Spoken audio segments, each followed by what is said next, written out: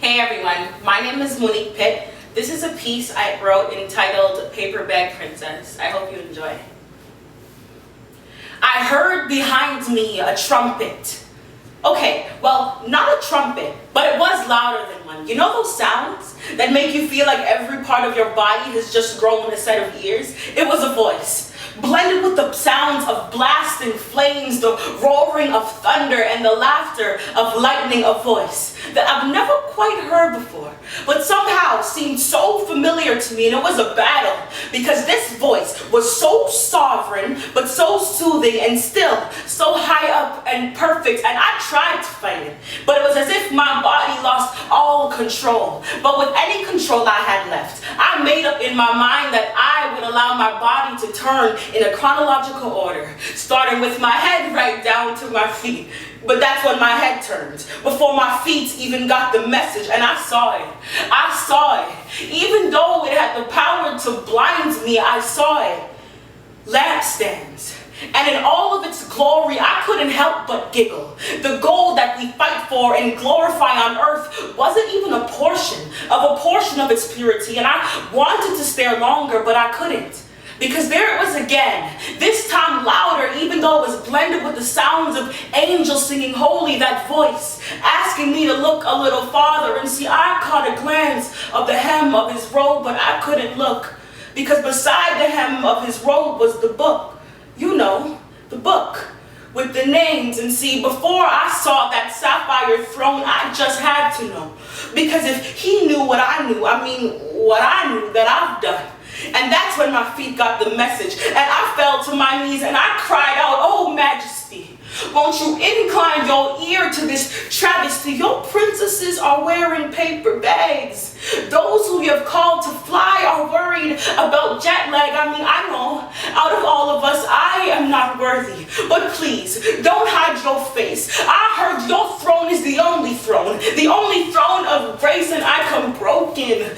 Humbly, your highness, I know this is not how you intended it to be, and neither did we. But that promising prince and those trolls and those elves made us question ourselves. I don't know if your noblemen have told you yet. And well, if they haven't, please, don't make me your second regret. Don't take away the rainbow. We still want to be as white as snow, but we went from pajama parties and periods and privately learning about private parts to pretty princesses practicing pole positions. We went from wannabe Ivy League to gotta be topic on TMZ. I don't know where we went wrong, but now we're just stuck following this good girl gone bad phenomenon. Oh Majesty, your beauties are sleeping, and no alarm clock, 7 dwarves, or even hope for a ballroom dance seems to have the capability to take them out of their trance. We're just stuck posing in these paralyzed positions for pictures, stuck in these pagan practices,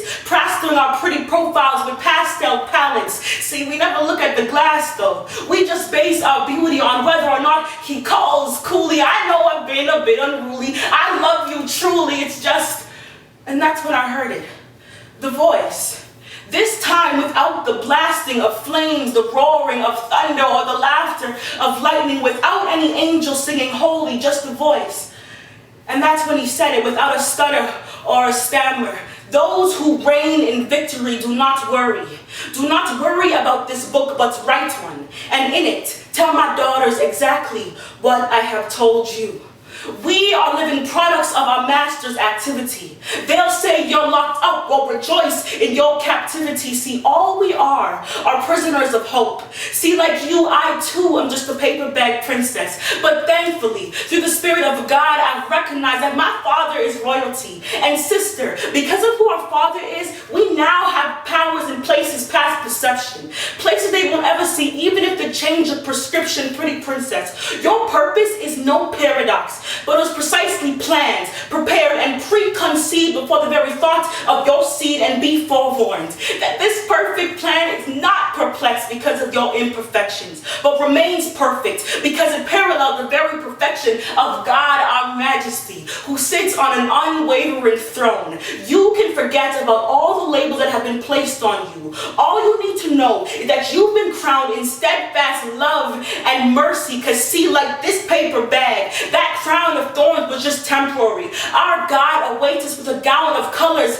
we ain't ever seen. But I'm telling you, because you have obeyed by denying crooks and castles, you will reign supreme. There will come a day when we'll no longer have to lay down on the burning asphalt and try to paint pretty pictures with our imaginations, because we will be with the rider of the clouds, and with him we will fly upon the wings of the wind's princess. Your purpose is there. Go and possess it.